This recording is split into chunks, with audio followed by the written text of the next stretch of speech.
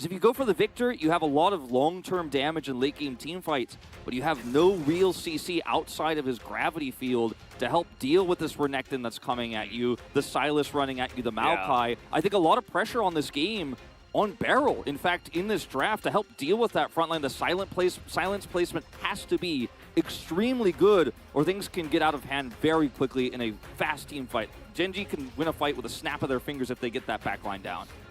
Yeah, definitely favoring Gen G's comp here a little bit personally. I have, you know, I'm kind of going down the Victor hate train. I think that Syndra would have been a much better pick in this scenario. But maybe Fate's not that kind of player. Maybe he doesn't want to go into the Syndra, but I thought that was going to be really perfect for them. Could have been so great for both dealing with the Sylas in lane and also for peeling. You know, with Scatter, you can use that when the engage comes through. You can set up engage yourself that way, multifaceted. He's played the Taliyah and the Victor, so already played the Victor once so far this season.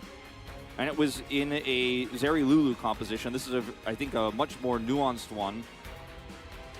I'm worried for DRX here because Doran is such a good Renekton player. You know, it's Chovy, Sylas. These are some cool drawings here. This is all the players' names. That's probably from another anime.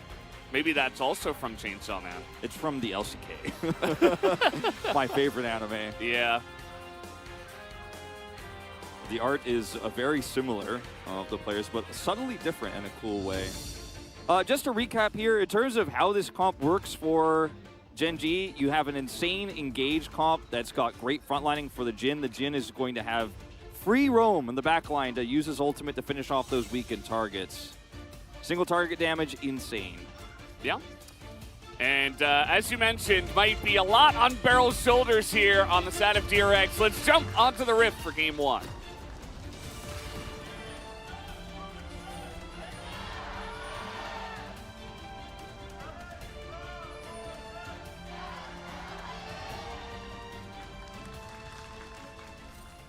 Saturday Showdown.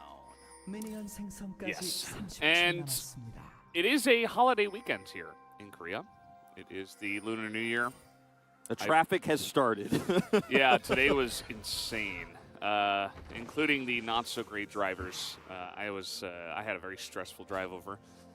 But, yeah, there was a bus that was very aggressive. He had places to go. I took my old man boomer nap in the taxi. I didn't drive to work today. That's probably a good idea. But still the traffic felt as seems like they may have seen that ward be placed. Clearing it out here. Well, you know, the composition here for Gen G also, we can say one thing about it too, because you and I think, tend to agree that we pretty heavily favor it going into this matchup. I think a lot of it's about the players. If it falls behind, it is going to really struggle to catch up. If DRX actually win some early skirmishes, you know, a Sylas from behind, a Renekton from behind against all this damage, the Vi that can, of course, collapse onto the squishy Karma. There's a lot of things that can go wrong in the mid-game if Gen G mess up a fight.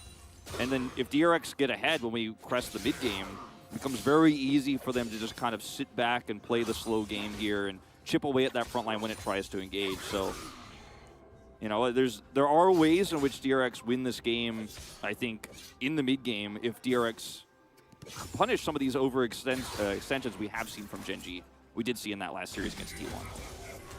That's definitely a good idea in that fact, as Chovy is a fantastic Sylas player. Sylas did fall out of the meta a little bit, but we are seeing it here. You know, Zeka did play it. Now Chovy's getting his hands onto the pick, and I'm sure those guys are going to be happy to pick it up in certain situations. You mentioned before, I mean, Sylas, he's got so many different ults that are just fantastic for him on the other side. Pretty much every single ult is good in a different scenario. So we'll see if Chovy can really abuse the Sylas in this case, the hijack. Peanut just trying to posture there for the Scuttle Crab, but he's going to lose the fight pretty heavily, so Kraka will take the bottom one. Fate just proccing these Qs and the Death Rays on cooldown here onto Chovy, using his Airy and getting a lot of value out of it. Chovy went for first strike in this game, which we do see sometimes even in matchups like this, because you will get a lot of power out of it later, and when you hit level 6 you can get some extra gold around the map and stuff like this, but definitely going to be Fate controlling the early parts of this matchup as best as possible, chipping away at Chovy's health bar. And Chovy also has 2 dematerializers left still in his pocket to help catch things up in the lane. One now. Yep, just popped one as I say it. Yeah, he's trying to get it back. He just pushed that last wave pretty fast. As speaking of scuttlers, that one is being taken by Krako. And you see how Chovy's playing the top side of the lane. I think that's because they know that Krako is down there on the bottom side of the map. Could be anywhere. Bottom lane being pushed into Gen G means they don't have to worry about it too much. Yep. We'll go ahead and buy some mana here. Grabs a Doran's Ring, which will help him in that regard, as well as the Mana Crystal. So a lot of the time in the past, you'd see a Sylas pick up something like a Dark Seal here for, you know, just cost-efficient stats and the ability to pop off and carry, but a little bit of a tougher matchup to get that lead in here with the Maokai too in the early game, and now Fate just respecting that Maokai, staying under turret as the matchup starts to shift back. Chovy hits level 5. Not a ton of action here in this game because we have no Lucian in the bottom lane. You know, usually by 5 minutes something has gone wrong, you know, or somebody's losing a little bit of turret plates. This one's a little bit more nuanced as Barrel is trying his best to help Duckdom push this lane through, and it's being pretty successful. However... Oh, they're going to get the root down here as well as the W onto Duckdom. He has to flash away, and Peanut is here as he is so dead, but Paze might be traded back. No, there's a heal available, and this looks like disaster for the DRX bottom lane as Gen Z able to easily bait them into that fight. Yeah, this is the second time, you know, this week where Barrel has taken an early game fight hoping that he's going to be able to win it in the 2v2 season all-in opportunity, and then ends up getting punished, just not having vision of where Peanut was, and it was outplayed, frankly, by Paze and Delight in the 2v2 there, and Peanut comes in to scoop them up. So 2 kills going over the side of Gen G. What's that assist gold here? As Barrel sees blood in the water when the root comes down, he wants to come over here, and Flash comes in from Duckdom. Yeah, I mean, if Peanut is not here, like, maybe Barrel's positioning here is good, and like he knows he's dead, so he's like, I'm gonna try to trade Paze back. But I think being that far up into Karma's root range is, he's looking for something there, and get rooted. They have Ignite and heal.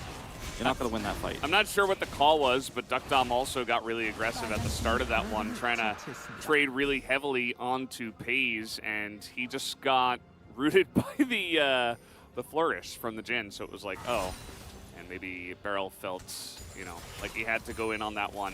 Definitely an unfortunate look for the DRX bottom lane, and also we did see Duckdom take teleport in this lane, so generally you don't want to take very aggressive trades with teleport because it's not a combat summoner. It allowed him to get back and not miss anything in terms of the wave, but it also means that, you know, why are the two of them going so hard onto Paze in this sense?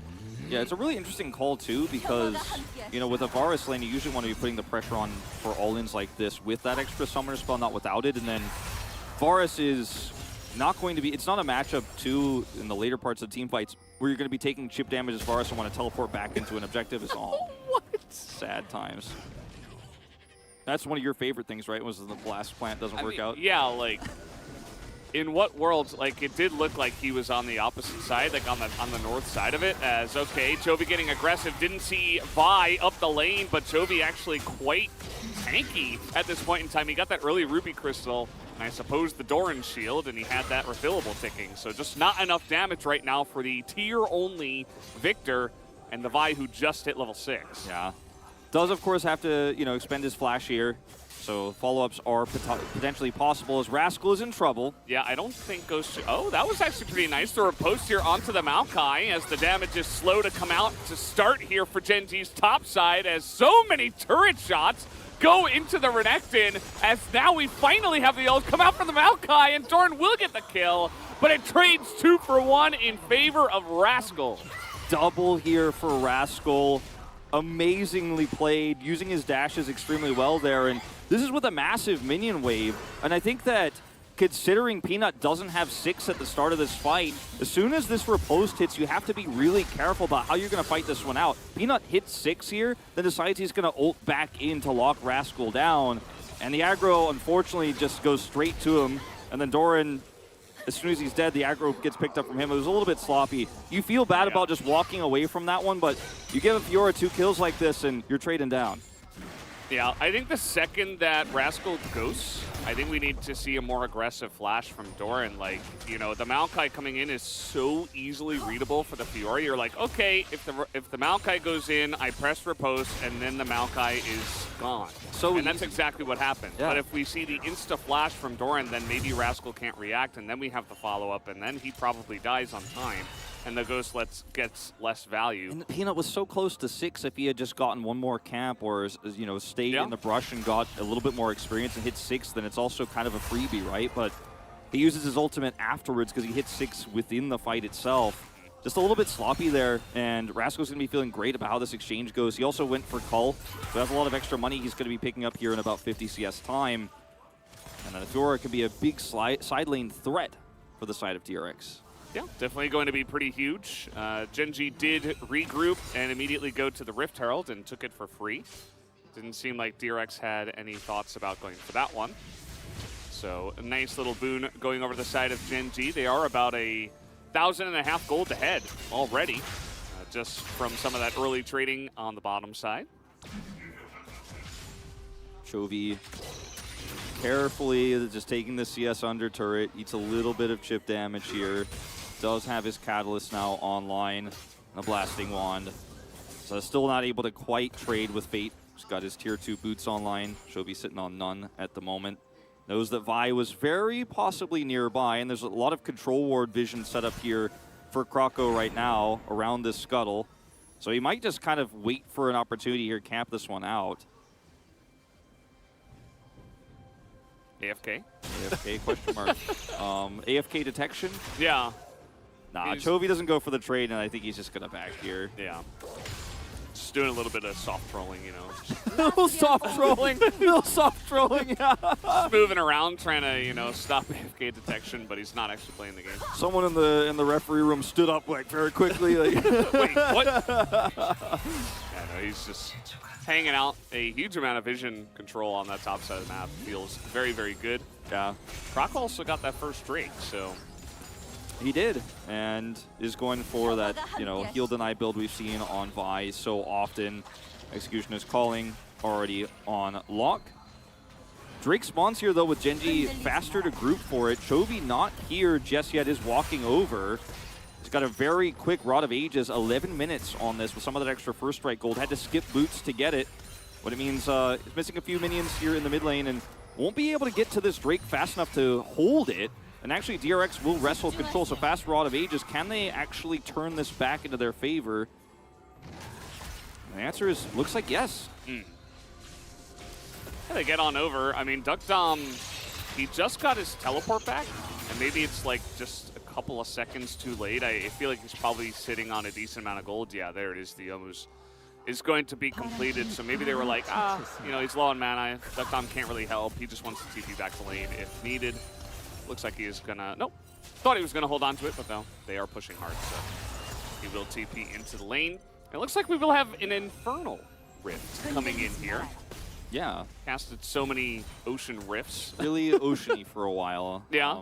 Feels like in spring season we always have to make a few jokes about how Ocean is the new Cloud, and then it goes back to Cloud later, but right now feeling very oceany, as the Herald is gonna be dropped mid here, and this is just gonna be Fate giving this up. There's no defense here whatsoever. They're going to try to dive Doran topside here, or rather gank him, but he also gets a plate and gets out. Kroko a little bit late on this one, so Gen.G getting plate gold in mid and top here. No answer for DRX. Yeah, it's just a lot of bits and pieces of gold being picked up by Gen.G in every single lane, basically, right? You know, the dive was very sloppy, but, you know, whatever. At least they got the kill. And 3 plates down in the top lane, 2 in the mid lane, 1 in the bottom side, plus the couple of, or the 1 kill rather. Feels pretty good for the side of Gen.G, all things considered. Now Rascal is trying to trade it back a little bit. Yeah. It's the one plate. Peanut decides not to stay. I think they also wanted to bait that into a potential kill as Krako still was topside there. Chovy has, you know, his magical footwear online now. Went for that rune, of course, here. Extra gold. You know, he could skip to get that faster Rod of Ages, and now he's pushing this lane very nicely. Steals the ult, pushes that through. They have a lot of map control. Now, look at the vision that Gen.G actually took away that was set up there, those control wards on the left of the river. Now they have deep vision below Rascal. Peanut has a lot of freedom on the map right now. And it feels like this ducked on barrel lane hasn't really amounted to a whole lot here. Obviously, they died early on, but they haven't been able to put on any poke or contest objectives in any strong or meaningful way. Gen.G feeling really good about their map position now. Oh boy, here we go again, as it is going to be Beryl who does lock this one up, and the Chains of Corruptions come out. So that is going to put a stop to it, but nice little harass, I suppose. Note that Peanut did go for the Moss Stomper in this case. We often did see the Scorch Claw, the red pet, but yeah, I guess he wants to play more of a frontline tank kind of position and would expect him to go into more tank items from here. But let's see how his item build does develop. Yeah, something I was talking to Alice about yesterday. It feels like there's tons of variety we're seeing in the pets so far, actually. You know, in the beginning, it seemed like Moss Stomper was going to be the one, and it's really just composition-based, and all three are viable depending on what your enemy's comp is, as Doran just sees the end of that recall, doesn't want to commit to it. Plate gold here, pretty significantly in favor of Gen.G from everything we were talking about earlier. All the plates picked up top mid and the one bottom side there. As Rascal is not here to contest this Herald, nor can he defend his turret, and Gen.G just frankly out-macroing DRX in a lot of ways, and their comp is stronger at this point in the game, but still, I think DRX definitely could have been responding a little bit faster to some of these objective takes, and Gen.G's gold lead is just kind of slowly ballooning here, now up to 3,000. As you can see here, the Korean side of the broadcast is thinking the same thing as me, like, started off small, but it's ramping up. Yeah. You know, as you mentioned, right, especially because the bot lane kind of lost that early trade for DRX, it's like, well, Fiora's top, Victor's mid, and our bot lane lost 2v2. So what are we going to do? I guess we're just going to sit here and play really passively and try not to get too far behind. And, you know, it does lead to situations in games like this where everything kind of slows down. Gen.G gets a lot of the early objectives, and DRX are like, sure, fine, whatever. How is it going to pay off for them? Can they scale up with their Victor and Fiora specifically? Remains to be seen. As Rascal, I feel like, is doing a pretty good job up in the top side. Even though he is down a decent chunk of CS, he's already taken down this turret, which is, you know, just one building block in the split push plan here for this Fiora. I think a lot of this not possible had he not actually gotten that double under turret earlier. His dive is cleaner, he dies, and neither Peanut nor Doran go down, but instead he picks up a ton of extra money to be able to compete with this Renekton despite the CS deficit. Takes down the whole turret himself. It'll be the first turret for DRX. This Drake is spawning in 15 seconds, and we're 1-1 right now. In terms of the Drakes, a little bit of extra stats here for Chovy, and he has Chains of Corruption still he stole from the mid lane. I think this is very difficult for DRX to contest. Oh, Fate. That was so close. And he nearly goes in. Okay, Chains of Corruption will land, but it is a Vi who does get away. But still a lot of zone control here for the side of Gen.G. They're really trying to exert that pressure and assert dominance over this bottom side of the river and say, you can't fight us right now. Yeah, you're not scaled up. He has TP, he doesn't even need it. They have Herald, and Rascal's trying to push bottom side here, but he can be collapsed so easily. It's fairly risky for him to even stay here right now as this Herald crashes through as the Drake is being taken, but because he took the top turret earlier, Gen.G's focal point on the bottom side of the map is absolutely correct because the only place for Rascal to get side lane value is down here, and this is where he's going to get punished. Well, he does have Ghost, so, and with Peanut once again being the only one with the CC on the front line there, would have been very telegraphed. As Doran takes a bit of damage, in goes Chovy trying to frontline now. He has the ultimate up by taken, and Krako's just a little bit too squishy to play frontline here, and they get into the backline so easily. This is such a broken up fight. Beryl is not able to help out his team, and it is just a rout here. Fate, he looks like he's barely going to be taken out here at the end. He is quite fast, but the Maokai catches up. And at the end of the day, it's only Rascal who survives. Rascal, can he get away with this? Gonna get the Demolish proc and we'll take out the turret. Try to just run as fast as Fiora's legs can carry her to an execute, I suppose, but I don't think you get out with this one. Yeah. This is, so everything about this fight is split up by the fact that Genji have control of the bottom side. I'll let you play, Blaze. Well, no. never mind. There's no more to it. The light took the kill. That was kind of funny. That is kind of funny. But all of this is set up by the fact that Rascal has to side lane bottom side with Fiora, so the rest of the control for Genji bottom side here is amazing. Root comes here onto Croco, and he's completely locked down with the Jin ult. But this is the front line plus Jin that we've seen succeed so much. Remember Tryndamere Syndra Jin and stuff like this that we saw last year? This is a really similar composition, and look at where Rascal is on the minimap. He was zoned out by Chovy right before this. Chovy runs back into the fight, starts it off, and Rascal's kind of awkwardly like, guys, well, I can get some turret gold, you know? Try to buy some time for me over there.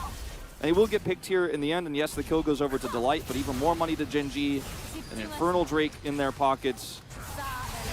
It's pretty dire straits now here for the side of DRX. Not only, okay, well, this might be a little bit of an issue as well. Looks like Riposte will be used here for Rascal, but Peanut's just waiting. Nice little dash through the queue. As Grand Challenge even comes out here, Rascal feeling the anger a little bit, trying to stand up to 4 members of Genji, and he does a great job. But yeah, you know, just another look at that fight, the one that we just saw, like, remember, Fiora's not there, so it's a 4v5 plus your Vi gets caught, and Genji's comp is stronger at this time. Like, that's not a time where you can fight as DRX. You have to back away.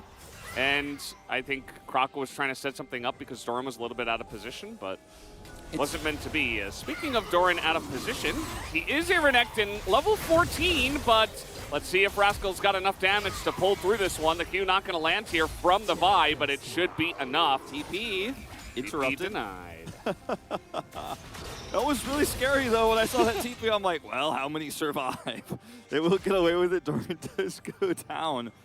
But yeah, you know that just going back to that last fight, you know, not the Renekton pick, but the previous one on the Drake is, it's another one of those over-aggressive moments for Croco, right? Where, not this moment, this is just Doran overextending, but, you know, you're playing Vi, and so you have this Vi attitude of, I'm going to dive the backline, I'm going to set something up. Like, they try to collapse onto our Fiora. Maybe I can catch them on the retreat on left side of Drake there, but your composition isn't that type of comp. You're playing a Victor Varus, you know, kind of chip away, poke, do long-term team fight damage comp, not a I want to be anywhere near Renekton and Sylas composition. Yeah. So I think in some ways just the desperation starting to sink in on the side of DRX. Croco trying to make a super play and get shut down.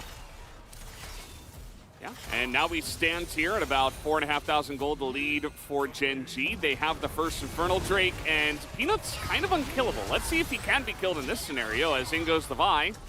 But the quick support from the mid lane is offered here from Genji because they have total control over this map at the moment. So definitely feeling pretty good for them. They can kind of 1-3-1, you know, throw Sylas, Joby down in the bottom side. He's already level 15, which is pretty insane. I mean, it's 2 levels ahead of everybody on the side of DRX. Yeah. That Rod of Ages already complete, where it is not ready for Fade just yet. Rod of Ages for Sylas so amazing to rush to that 16, where you can get 2 ults off in a team fight, and as we point out several times, the enemy ults are great to steal in this comp. It's already got one here again, doesn't hit it. Yeah, you really wanted that squishy backline. Should have just used it off the barrel, to be honest. Probably would have been dead, but... Could have flashed for it too, but you know, play passive. Rascal, once again, just sitting in a side lane down here, we'll force the teleport, and we'll get one Demolish proc. Doran's so nearby, it's actually hilarious how close he was. Yeah, so he did this just to save the turret, I guess, but he's not going to kill Rascal.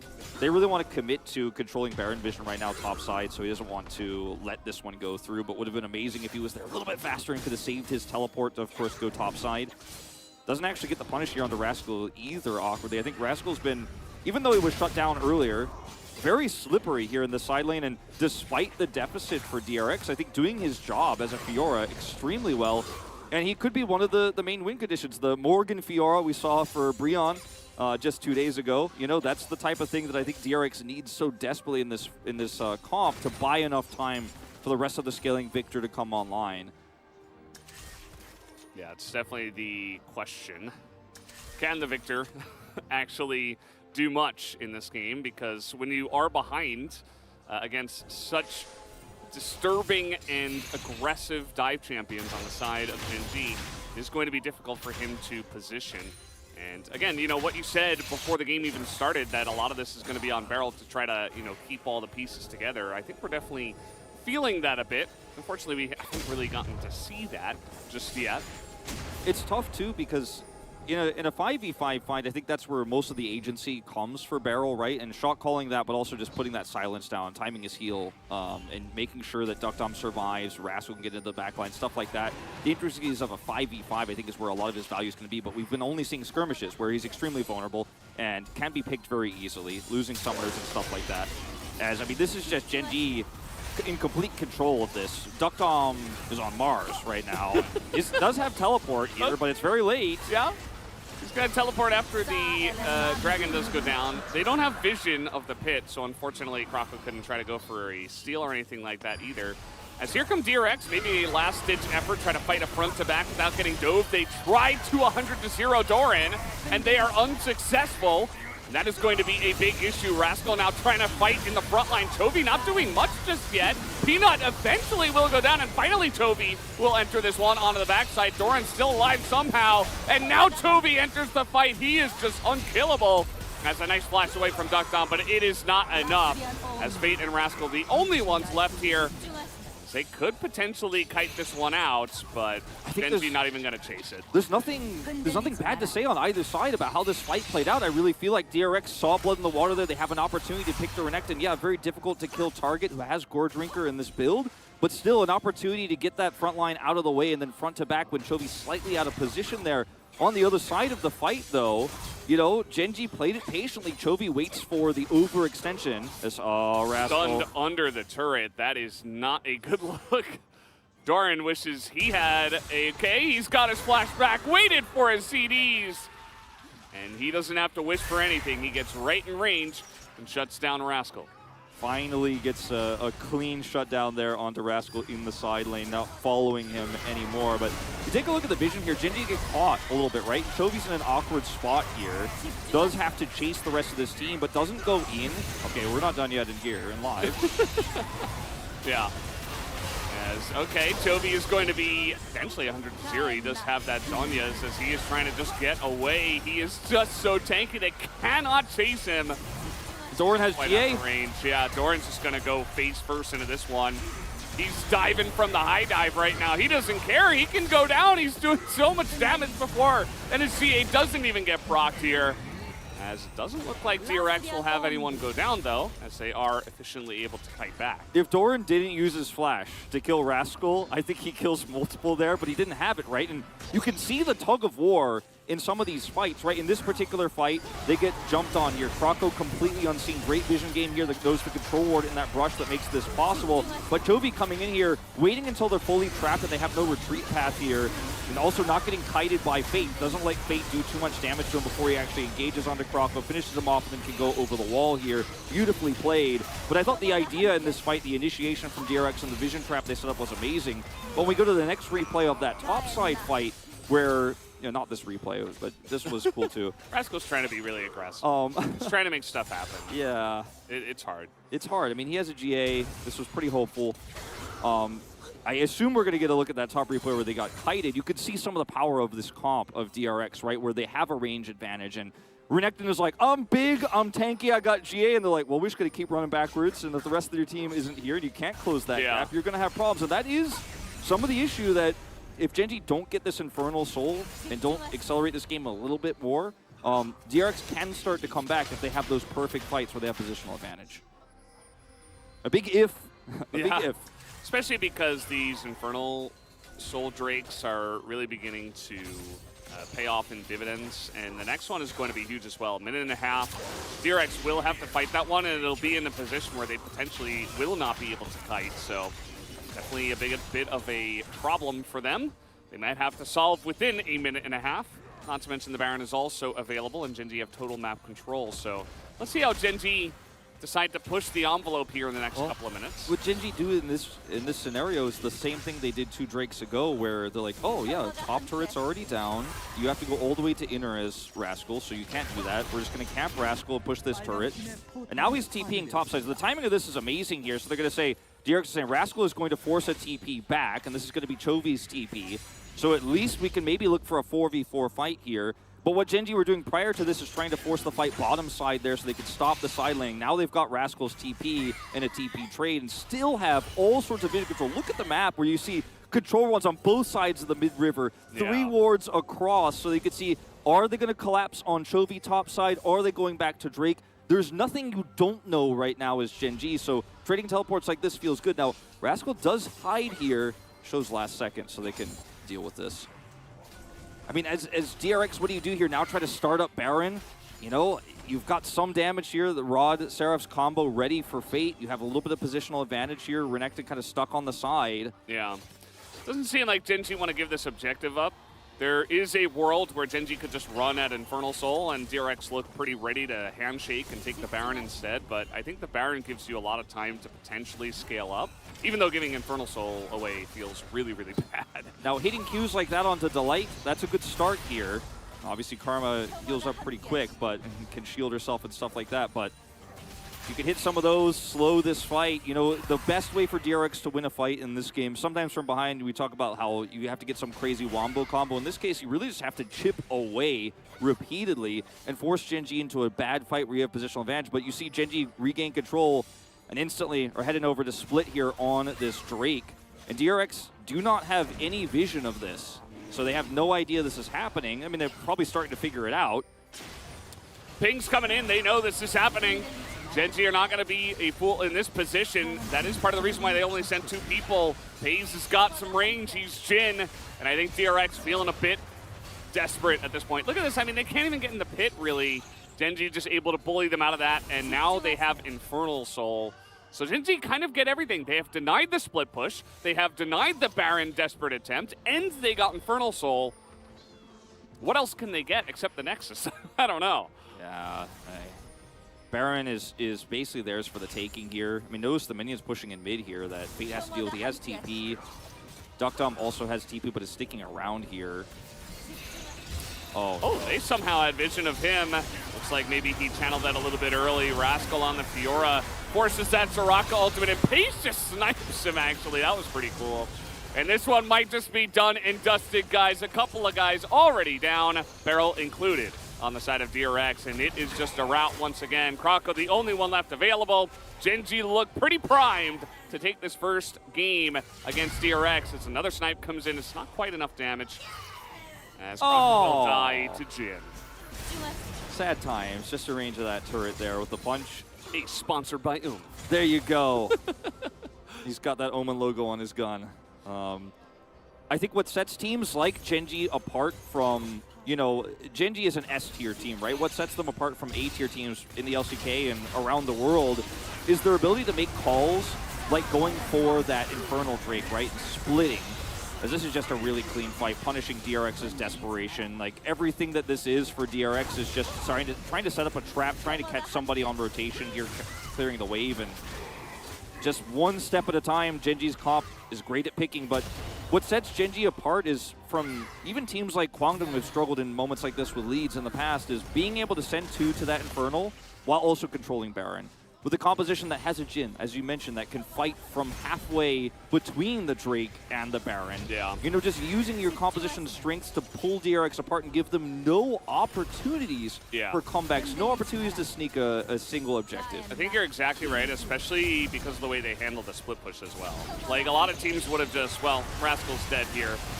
As down he goes, a last-ditch attempt. Yeah, a lot of teams would have just, you know, gone all in on the Baron and said, you know, oh no, somebody's got to get back. You know, how many times have we seen a Fiora somehow end the game? We saw it earlier this week. But Gen G, they handled it so well, so carefully. Everything done to a T in this game number 1. As the Nexus turrets will fall, a last-ditch effort here from the side of DRX, but they are just getting pummeled. As first pick Maokai also going to pick up another win here. Gen G will start off Saturday Showdown with a big first game number 1. I thought it was a fantastic game from Chovy. You know, I don't want to say a return to form, but how he played the mid-game was really beautiful to watch. And his team set up a lot of vision for him. I think he was, in a lot of ways, kind of micromanaged by Delight and the squad in terms of where he was going to flank, where he was going to engage, but his patience was incredible, I think, in some of those team fights, and how he handled the Victor pressure early, got that early, back with his dematerializers. You know, he went for magical footwear so he can get that Rod of Ages ASAP without having any regrets about his movement speed, then has that extra speed from the footwear on Silas. The composition was great, very old school. Hard front line, Jhin back line. It's kind of as simple as it gets. Not very meta right now, but perhaps a return to this is imminent, as Jhin just made it look busted.